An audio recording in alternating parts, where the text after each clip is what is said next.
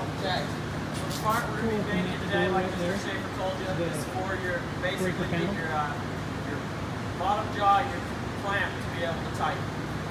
So the first thing we're going to start with is there's three of them that are labeled pad deep. that goes on. This is what makes the bottom Three jaw. of them that are labeled deep. We're going to turn them all off. You will have done it on the bandsaw, and it's just a 1/2-inch piece of round stock. You can take it.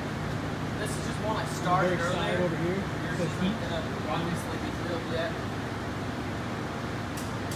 So you will find you're going to eyeball your kind of center area of where this is in the middle. You can try to find it the best you can and mark it, but realistically you're just going to have to kind of eyeball it because it's going to move a little. So what you're going to do is you're going to take it and put it in your vise. So this vise has it's like hollowed out in the center for the rail of the vise. So if you put it in the middle of the vise, this piece is going to fall through. So what you're going to want to do is you're going to take, I've got a couple extras over here.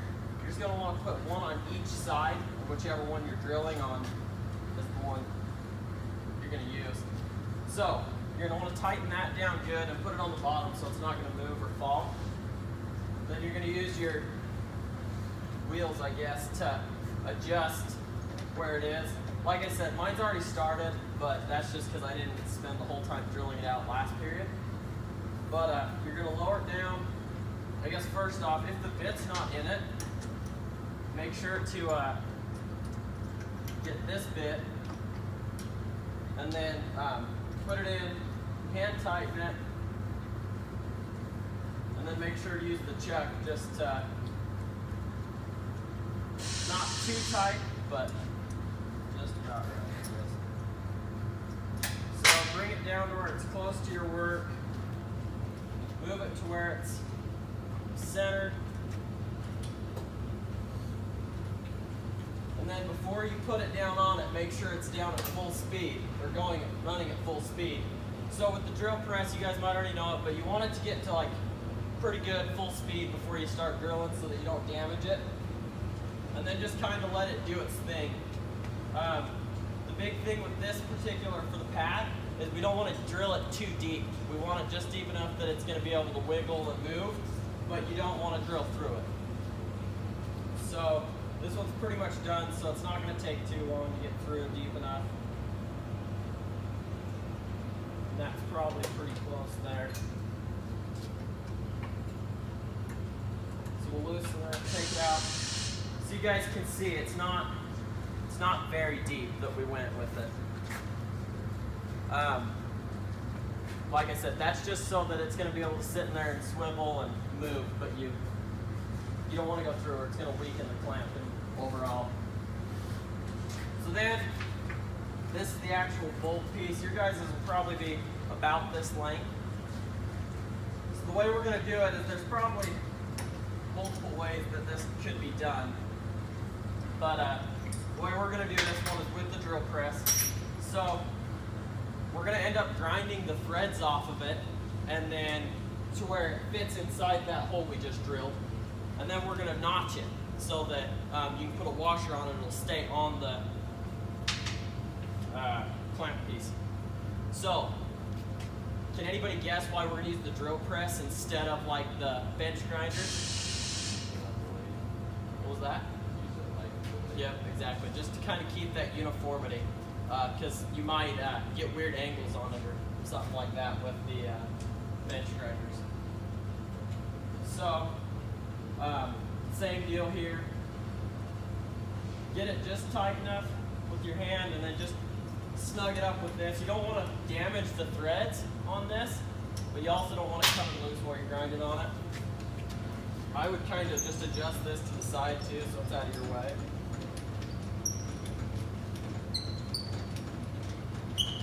So we're gonna, if we keep the drill press together, we're gonna use two different discs for the grinder. We're gonna use, to start off with, we're gonna use the regular grinding disc, the abrasive disc, just to knock those threads down, and then we're gonna use the cutting wheel to notch it. So, same thing, let it get going up to speed. you're gonna probably just want to watch out just a little.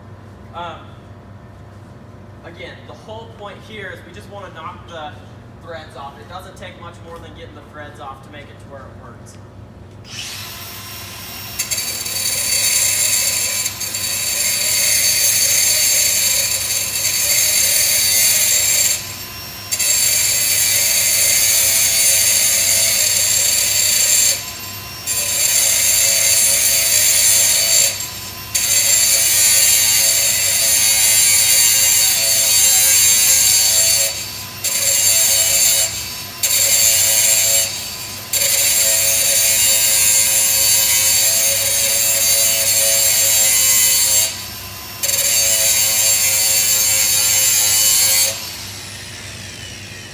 So one thing that I kind of want to caution you about is because this is threaded, the disc does grab those threads and try to move up. So you got to be conscious of where the disc is at so that you're not grinding your entire threads off. And then another thing that I've noticed is I've done a couple of them, is taking that grinder or a file and this edge gets pretty sharp on the bottoms because you're sitting and grinding on it. So make sure to kind of just take it down along the bottom when you're done.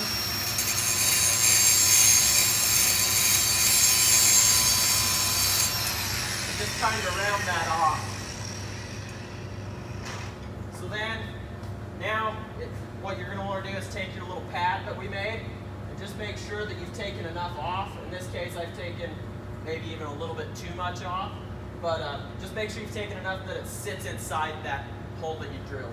So then I take this, and what I've been doing is just taking this Sharpie that's sitting here and looking to see, so I actually probably need to take a few more threads off because it's not quite tall enough, but continuously check to make sure everything's fitting together as you go. Otherwise you're going to get done with it and nothing's going to line up.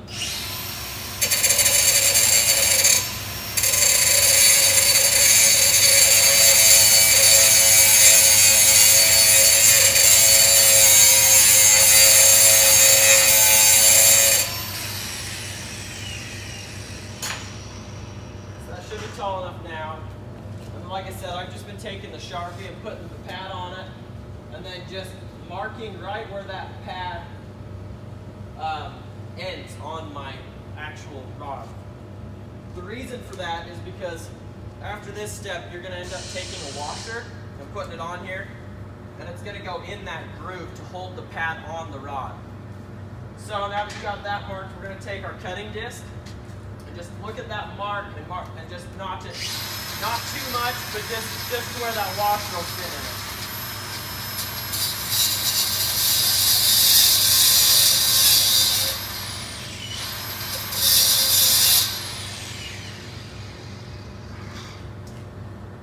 So then I would just double check one more time. So that looks pretty good. So that should be done. And then use your chuck to loosen it a little bit. And then I'll show you guys kind of the idea. Like I said, you can take the file and clean it up to make sure it's not got any burrs and sharp. That's another thing too on your pad. When you cut it, it might end up with some burrs and ridges on it. I would just take it on the bench grinder or something just to knock it off so you're not cutting yourself. But you can see that groove there should be right at that base. And that's pretty important because that's what's going to allow this to swivel and not fall off. Can you guys see it? See how that groove is right there?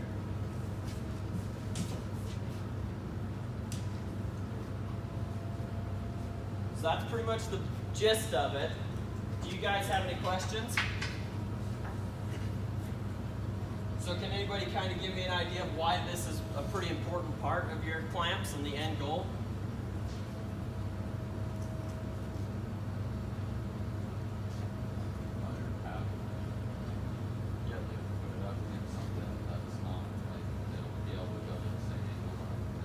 Exactly. A lot of times when we're using these clamps, the material's not going to be perfectly flat, so you want it to be able to match the angle of the material, like I said. So, thank you.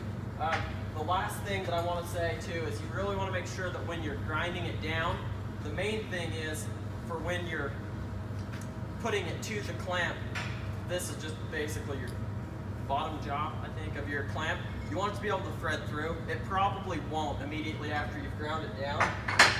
So what I've been doing is just taking like these triangle files and just clearing up my pad, or my threads, I mean. Because when you ground them, you've probably rolled over those threads. So just grab a file, or maybe one of the half-round files, and just cleaning those up. So anyways, so that is how you do this part to the clamp. If you guys have any questions at all, just grab me and I can help you if you don't know how to run the press or something. So have at her.